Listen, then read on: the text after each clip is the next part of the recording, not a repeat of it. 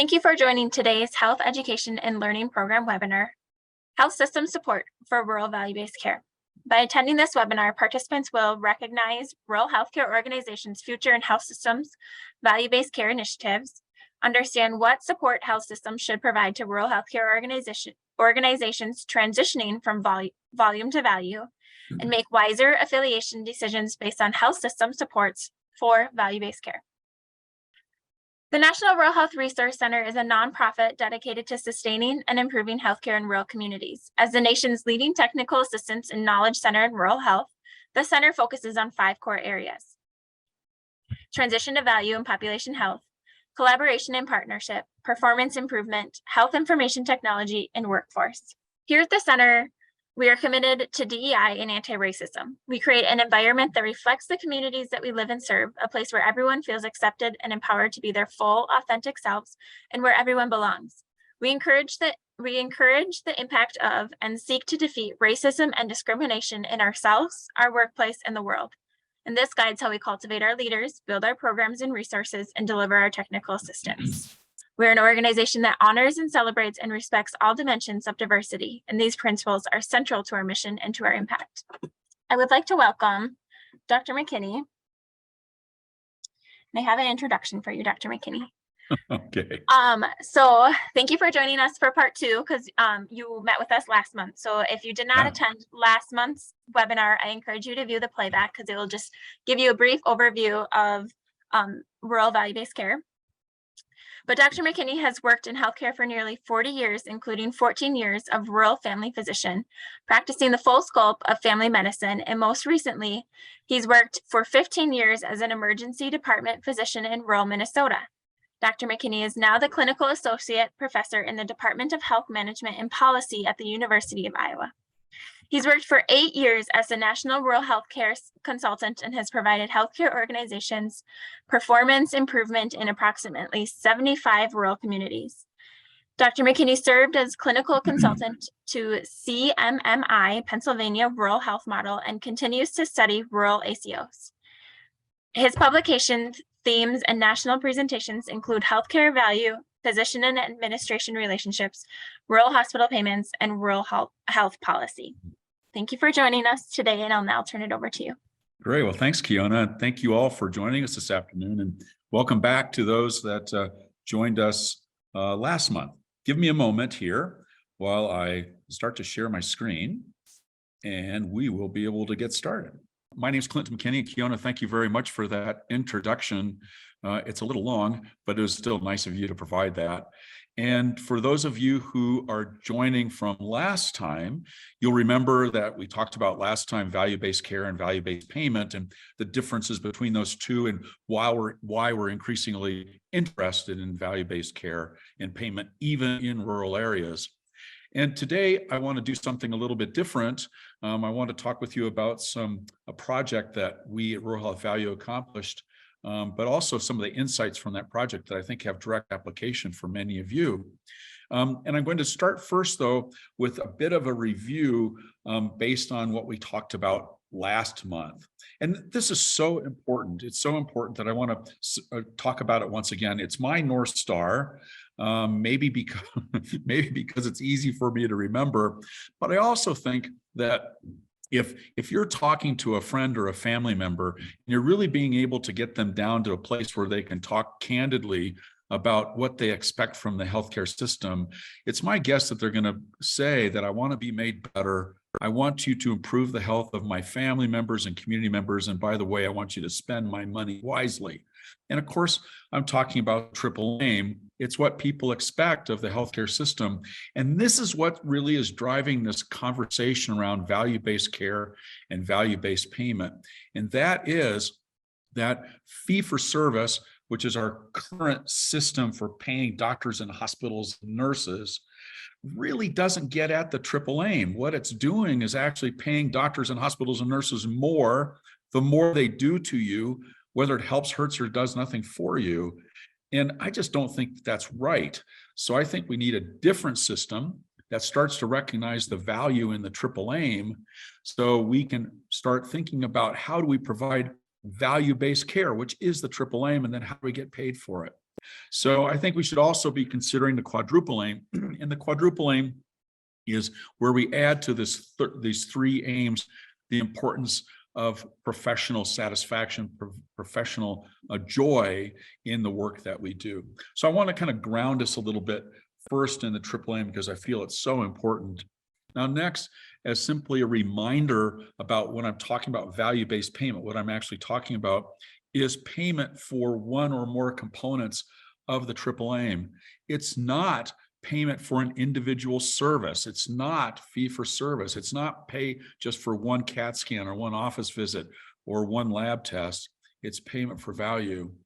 Now, when I say things like that, it makes it sound like that there's a sharp demarcation between what happens in fee for service, what happens in value-based payment.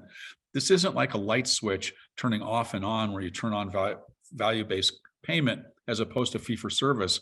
It's really more of a continuum. It's a transformation. So we talk about that a lot, the transformation from volume to value. And it's starting in rural, just like it is in the urban centers. So I think it's important for all of us on this call to be aware of what's happening.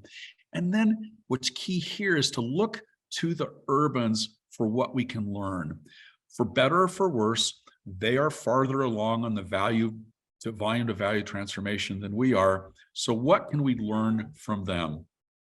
So first, what I want to do is take a little bit of a digression and kind of mention to you about affiliations and hospitalization, hospital work, because I'm going to be talking about health systems here, and that necessarily means hospital affiliations and clinic affiliations with hospitals. Well, first of all, when I use the word affiliation, I'm really referring to a spectrum of hospital and clinic relationships. And sometimes people get this notion in their head that an affiliation means you're handing over the key, or it's an ownership type relationship. And it's not necessarily. For example, I live in Wisconsin, and the Rural Wisconsin Health Cooperative is a cooperative of 46 hospitals that work together as a network, but they're all independent, or many of them are independent. So you can certainly have affiliation relationships that aren't necessarily ownership relationships. But the American Hospital Association does define a hospital system a little bit differently. It is ownership. And I want to just give you a little bit of those data. You can see here, based on the American Hospital Association, that 78% of American hospitals in metro areas, metropolitan areas, are part of a network. In non-metropolitan or more rural areas, it's 51%. And among critical access hospitals, it's 45%. If I remember correctly, the numbers around physician practices affiliated with systems or hospitals is a bit over 50% as well, too. It may be even higher than that. But my point here is that when I talk about affiliations and systems, I'm not necessarily talking about ownership. But still, I like to talk about this concept of independence. I'm on the board of my local hospital in Wisconsin, and there's really a lot of talk about remaining independent. And I really want to ask why? Why do we want to remain independent? Now, understand, this next question is going to be, why would we ever want to affiliate? But with independence, I ask these kind of questions. Can our organization or your organization better fulfill your mission, your organizational mission, when it's independent? That's really important. If you're a not-for-profit organization, your raison d'etre is to fulfill its mission. Next, I'm a physician. I'm really interested in clinical quality. I'm interested in better care for my patients and your patients. So does affiliation improve clinical quality? Actually, the data are unclear. We're just not sure about that. I think that it will. I think so, but we're not sure. ACOs, pretty good data there, though, and accountable care organizations do appear to improve quality. Is your organization independent simply for the sake of independence? Well, we want to remain independent because independence is good. Well, no. That's not a mission statement. So I believe in this concept of interdependence through teamwork to help us achieve our strategic goals. So now, those are the questions for why should we remain independent. Now the questions become, why would we want to affiliate? Well, there's some reasons why affiliation might be important, especially in rural areas. Number one is resources. Healthcare is very, very expensive. You all know about the cost of staffing, especially traveling staffing. You know the cost of information technology, and all those costs are going up, unfortunately, faster than our revenue is. So resources in an increasingly costly sector is really key. Experience. This volume to value transformation I was describing is a pretty complex process that involves all aspects of an organization. So having experience in something like that in this increasingly complex environment may be helpful. And where we really have a challenge in rural is economies of scale. Now, economies of scale work in fee-for-service environments. If you have high numbers of patients or services in this current payment environment, you tend to do better. So that's why we don't see in general big urban hospital systems failing or going bankrupt like we see in too many rural hospitals. It's this economies of scale. And again, affiliation may be able to provide that economies of scale. Lastly, I'll mention an affiliation plus that I guess I would call intangibles. Physicians as professionals, and I'm sure all other professionals, administrative professionals and other clinical professionals, seek three things. They seek mastery of their profession, they seek membership with others in their profession, and they seek meaning in their profession. Now, that doesn't mean you can't achieve those in completely independent work. But nonetheless, mastery, membership, and meaning is often brought to bear more strongly in relationships that are interdependent. So those are some of the reasons why you should ask about independence or why you might want to be affiliated. But remember, affiliation is not necessarily giving away the keys. It's instead working with others to serve your patients and your community better. That's what's really key. So let me go on and tell you a little bit about this project that the Rural Health Value team and I recently completed. We called it the Rural Health Systems and Value-Based Care Project, and we set up a series of interviews with health systems that actually did have rural clinic and or hospital affiliates. And what we wanted to do is we wanted to understand health system perspectives and experiences related to rural participation in value-based care. And then what we wanted to be able to do was translate some of those insights into strategies for other health systems who are working with rural folks and rural hospitals and clinics, so we could all be more successful in this volume to value transformation. So I want to tell you a little bit about kind of the process and then some of what we found. So we had Zoom interviews with 5 large rural urban health systems, and we asked globally, how do you as a health system advance value-based care in and for your rural affiliates? And the corollary to that question is, how do you help them advance value-based care so you and they can receive value-based payment? But we're very specific about how do you advance this in your rural affiliates? And we asked and we discussed topics such as affiliation models. Remember what I just said, that affiliation can take many different forms. It is not just giving away the keys. So we talked about affiliation models. We talked about governance models, which is decision-making. How do operations change around value-based care? How do you collect, share data? How do you design your contracts? And in particular, we want to learn more about how systems are addressing social determinants of health, which may be very local specific, very rural specific.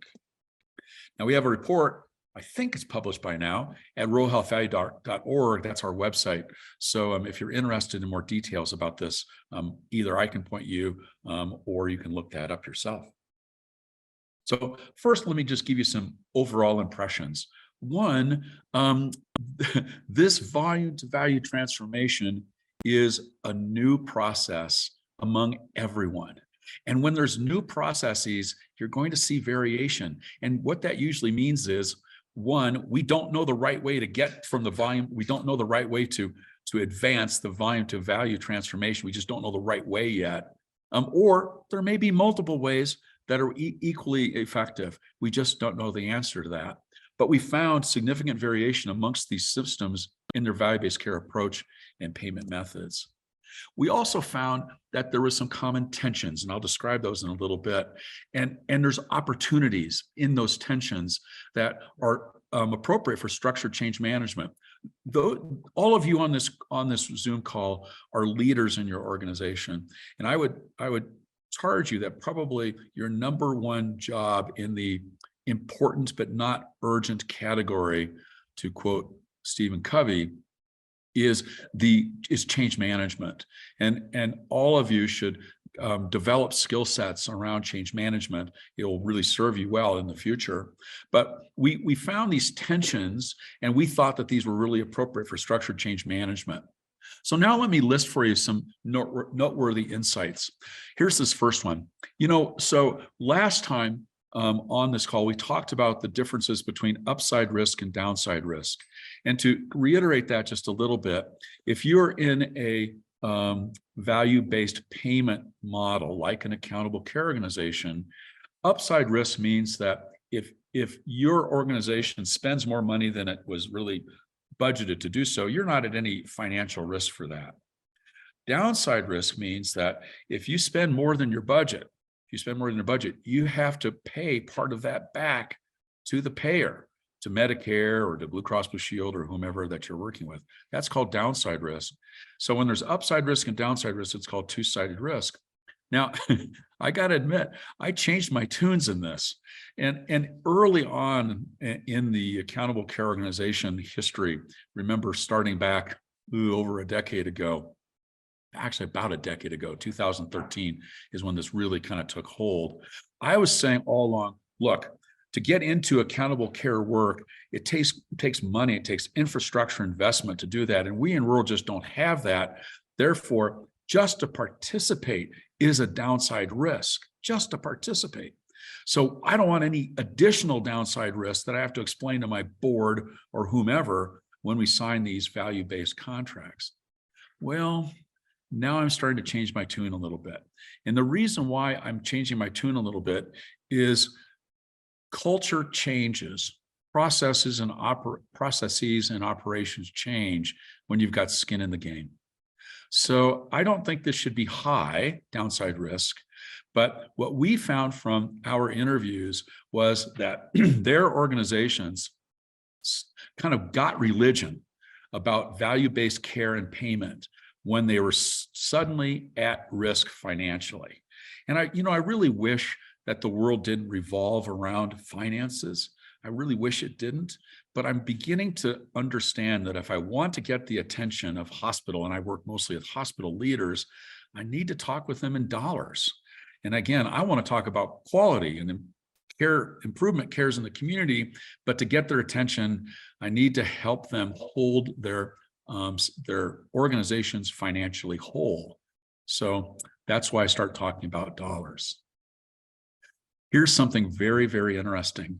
One large system, now admittedly, this is a large system that owns both hospitals and clinics, and they told us we only accept value-based care contracts. We no longer accept contracts that are pure fee for service. That is an amazing statement. Now, I didn't ask the follow-on question, but I think I know the answer. Think to yourself, why would this organization only accept value-based contracts and not pure fee-for-service contracts with insurance companies? Well, here's the answer. They know how to make money on value-based care. They know how to reduce their costs and improve their quality such that they can do better financially than in pure fee-for-service contracts. Now, in fairness, this is only when an insurance company brings 10,000 or more lives to the contract table, to the negotiation table. But still, this is something for us to pay attention to.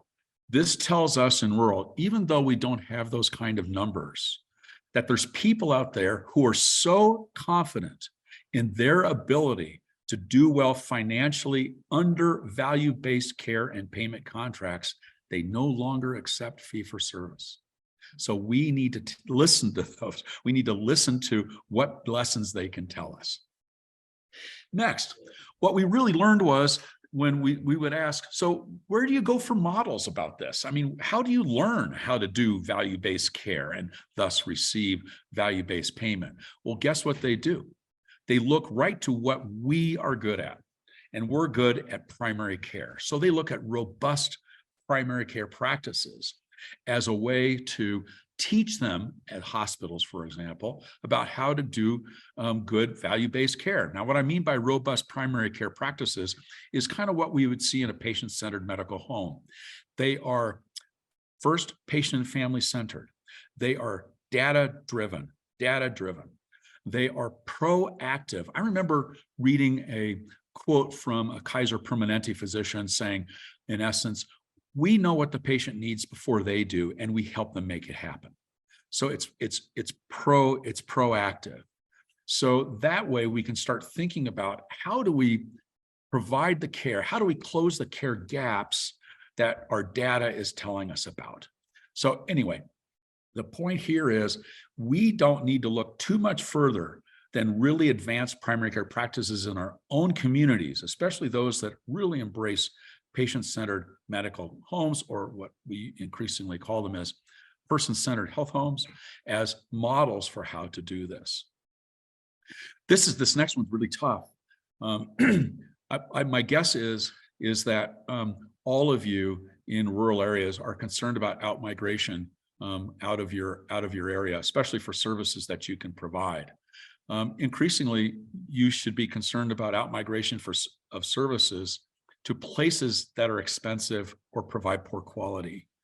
I was just reviewing some data from the Wisconsin All Payers Claims database, which can do mostly it's cost comparisons across different clinics or different providers for the same service. And I'll tell you, the differences in cost for exactly the same service is just jaw-dropping. And of course, researchers around the country are already looking at this. So we need to have a better handle on where are our patients going so we can understand what quality they're receiving when they're not in our four walls and how much they're costing the system. And so referral management is essential. Hopefully we can develop that system, but that's incompletely developed in a lot of places. And then lastly, we really need actuaries in the finance department.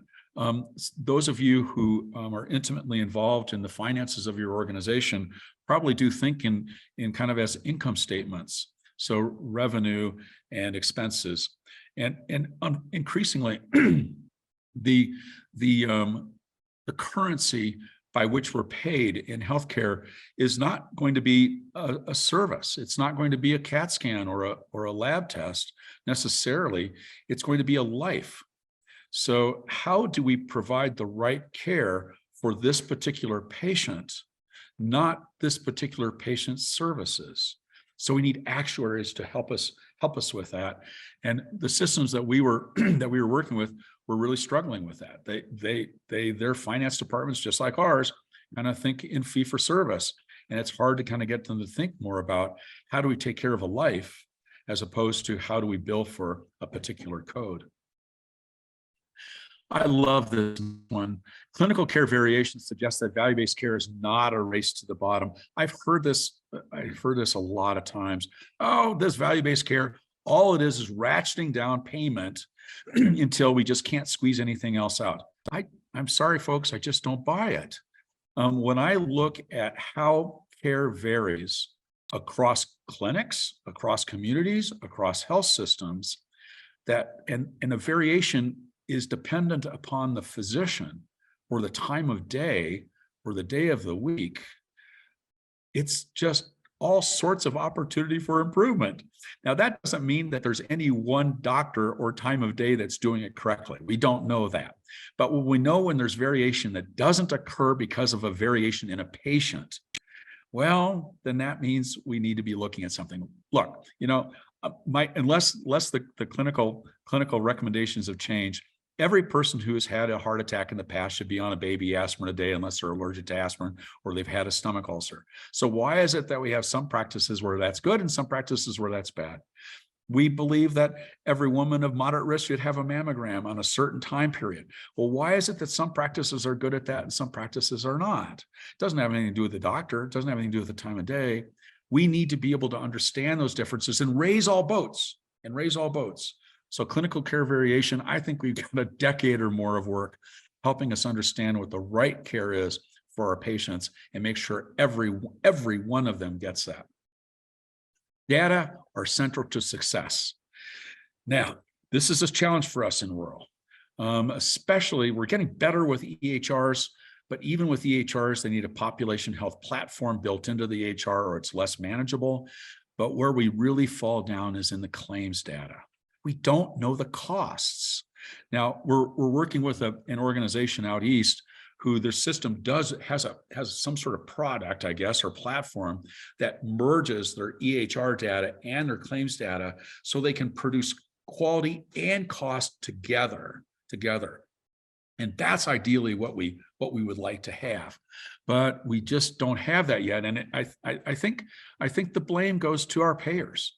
They do have those data, but for reasons that are unclear to me, they're apparently unwilling to share it with us in a way that's actionable for us to improve the health of our patients and, quite frankly, to lower the costs if we see excess or duplication.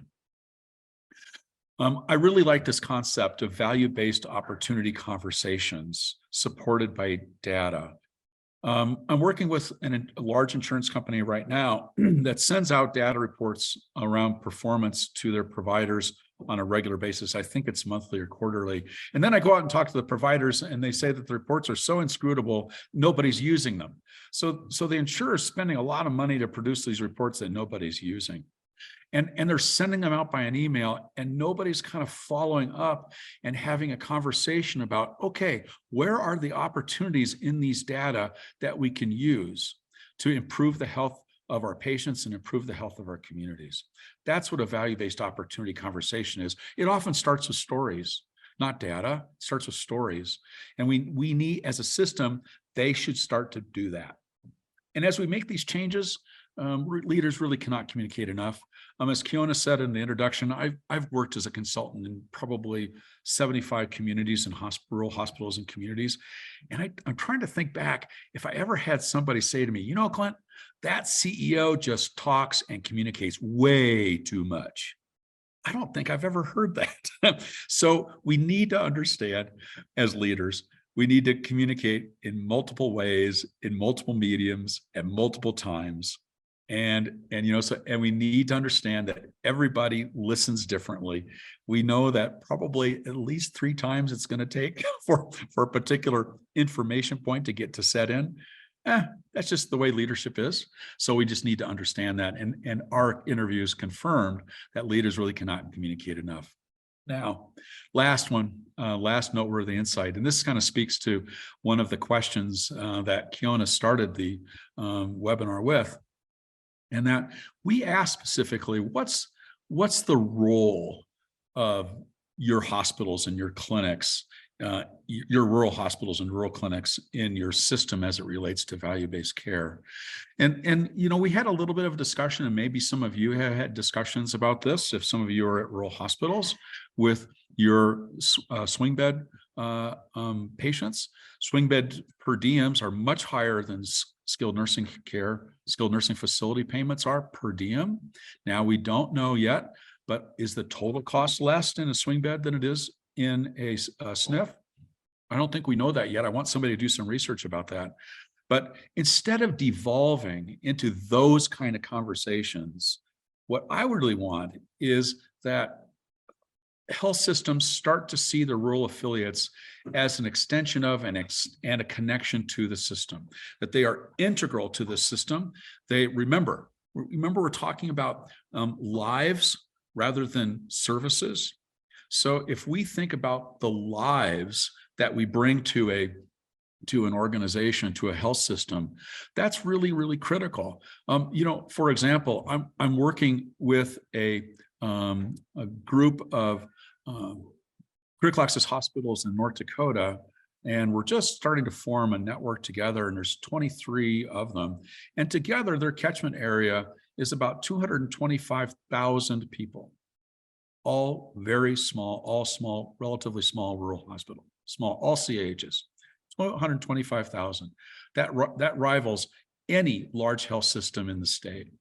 So we need to understand, and health systems need to understand the strength in those lives and the opportunities in those lives. So rural affiliates are not an add-on. They're not a stick pin in a map. They are an extension and a connection and a support of a health system. And until we can get to that, then we're not being valued like we really should be. I mentioned some tensions to you. So as I mentioned before, this volume to value transformation is, it's nobody's quite got it figured out yet. So we saw these tensions as opportunities for further conversation, for further reflection, further insights. And I'll go through just a few of them here. So we've got a pool of money. How are we going to allocate it? How are we going to allocate our investments? How are we going to allocate our shared savings? Is it going to go to hospitals? Is it going to go to practices? Is it going to go to primary care teams, or is it going to go to the system? We talked to systems that all shared savings immediately went back to the system. And then and it's like, I'm trying like crazy to figure out how we can start rewarding primary care teams for value-based care. When does data become too much? If you provide so much data, the forest is lost for the trees. If you provide too little data, there's no opportunity for insight. So how do we strike that balance where we can present data that within about 10 seconds, whomever is receiving the data understands what it means. And then about 10 seconds later is able to say, okay, I got to start changing this if I want these data points to get better. How do we do that? Decision-making. It's kind of an unfortunate fact that dictators can be very effective. They can make things happen quickly. But most of you know, and I hope you agree, that dictatorships in healthcare really isn't always the best thing. So how do we start dividing up decision-making? We talked to organizations that were very top-down and organizations that were very bottom-up. The top-downs were much more efficient. The bottom-up, I think, had better input. So how do we start balancing those two needs, efficiency versus local input? How do we get paid? Fee for service for value-based. I told you before that this isn't like a light switch. We will always have some fee for service, but as we move to more value-based payment, how do we start divvying that up? And of course, this is all about change. How much is too fast or how much is too slow? As Clint, who can sit here, and talk with you about it over a webinar, I think it's too slow. But if I were in the trenches trying to make these changes happen, maybe I would think it's too fast. Communication. I've seen an awful lot of top-down communication without enough listening. So how do we balance the need to have our communication efficient, but also to get feedback so we're wiser because of it? Urban versus rural. These systems had urban partners and they had rural partners. So how do we start kind of thinking about those two as part of a whole, not two separate customers in the system? And then leadership. I'm a clinician, but I've also worked as administrator. And so understanding how this dynamic between professional administrators and professional clinicians work, I'm a fan of dyad leadership, although I admit it can be really difficult at times. You need to have very clear lines or lanes of decision-making and lanes of authority. But still, I like that idea. Clinicians in general are not professional administrators, and administrators in general are not professional clinicians, so sometimes the two blur. But nonetheless, thinking about leadership and how that is best delivered is one of those tensions. So I'm going to wrap up by this. Now, if you're in an affiliation already, well, then this is what you should expect. But if you're not in an affiliation, I think all healthcare organizations should have an affiliation strategy. It doesn't mean you go out and give the keys away. I'm not talking about that. I'm talking about how do we become interdependent? How do we develop teams across the care continuum so we can care for our communities and our patients better? So even if you're not in an affiliation relationship right now, you can be thinking about these particular expectations as you analyze your options for the future. First, I mentioned before that I seem to be kind of changing my tune. Instead of leading with quality, which is what I want to lead with, I'm kind of leading with dollars. So we really, an affiliation or a system should be able to show you a path to financial success. This is where we need sophisticated pro formas. We need to understand thoroughly how investments in our value-based care capacity and are made, and how when there are savings that are realized from our value-based care capacity, how are those savings distributed? So you should have a clear path to financial success as an expectation for your affiliation or your planned affiliation. You don't need just data. You need actionable data. You need data that's analyzed, that is paired with conversations, and preferably consistent across payers. That's going to be hard. We have been talking about harmonizing data for 2 decades. It still hasn't happened, but still, I think we can keep pushing for that. But mostly we need data that's actionable. So when you receive it at your primary care team or your care coordination team, you know what to do with it to make your patients in your community healthier. You need to understand where your opportunities to provide input into decision-making lie. As I said, dictators can be very efficient, and I've sure worked with top-down decision-making from organizations and bottom-up. But you should understand where your decision-making authority and input lies, because your voice is important. You need to understand the pace of change. Everybody comes at this at different points, obviously. Some have had experience in value-based care and payment, others have had none. So you need to find an organization that's willing to work with you where you are. That's really key, because we all will be different. And I think forward-thinking health systems who want to be a success overall, not just the urban system, will help their rural organizations at where they are. And lastly, team building investment. I just can't emphasize this enough. Team building is time consuming and it's also expensive. I've worked with organizations that have used team steps. Maybe some of you are familiar with the team steps program that I think it came out of the Department of Defense. Really, really good. So I'll ask about team steps in their organization, and they're talking about clinical team building. And I'll say, well, tell me about how the physicians are involved. Silence in the room. Because they haven't invested in team building enough to make the physician's time worthwhile to participate. So team building is expensive and it's time consuming, but I can hardly think of a more important investment as we want to move towards value-based care. We cannot do this alone. We cannot do this in silos. We need each other. We need community-based organizations. We in rural hospitals need tertiary systems. We need a bank like a payer. We need to be working together, again, with the North Star of the triple aim: better care for our patients, improved health in our communities, and smarter spending of our resources. Now, how do you get there? Well, you kind of notice here, I've got this crotch rocket picture here, but I want to point out a couple of things. That getting from here to there requires new skills and resources. It requires investment in value-based capacity, and it requires something else that I guess I'm calling discriminating approaches, using environmental insights and projections and experiments and learning continuously. It's somewhere between navel gazing, which does nobody any good, and burning through your reserves, which does your organization no good. So we kind of need this training wheel on here on the crotch rocket to help us balance between optimizing operations and testing new ideas. I call it ROI. So healthcare doesn't generally think of return on investment, or I used the word wrong. R&D is what I meant to say. We don't use the concept of research and development, but we really should.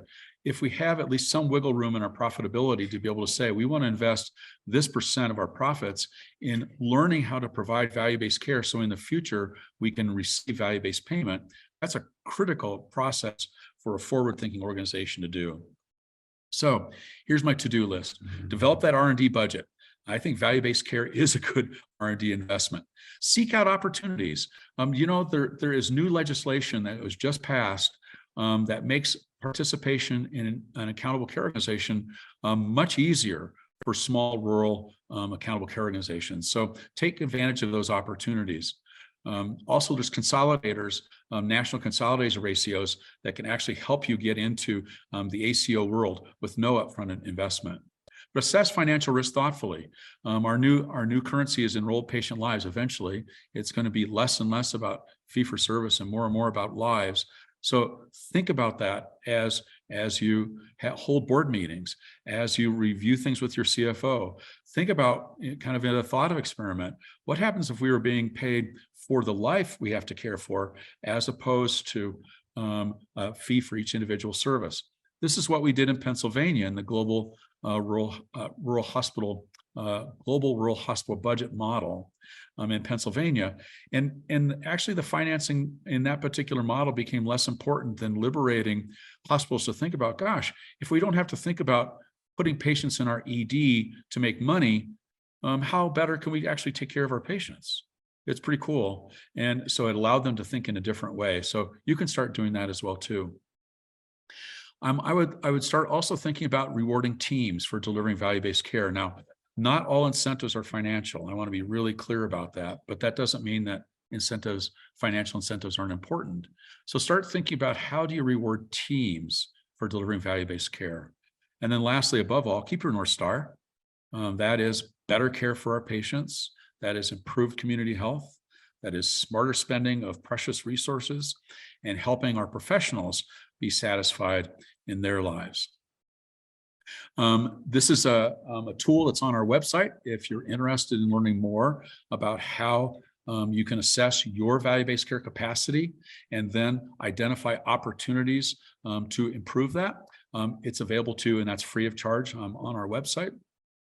And keep in mind what Bill Gates said. I don't know if you all are Apple people or PC people, but Bill Gates was a pretty smart guy. And he said this: we always overestimate the change that will occur in the next 2 years, but underestimate the change that will occur in the next 10.